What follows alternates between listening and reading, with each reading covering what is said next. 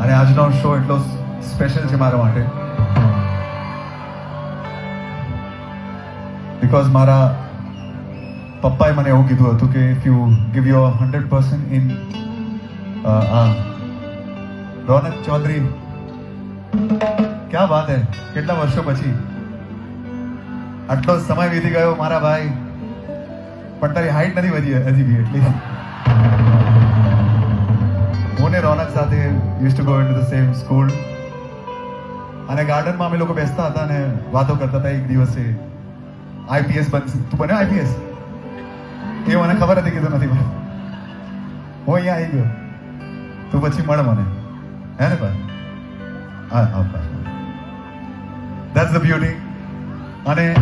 આ જ કોલેજથી બહુ જ બધા વોટ્સ મને જતા હતા જે મારા ફાધરે મને કીધું may be your seniors you know so I am here and thank you everybody જેટલા બી લોકો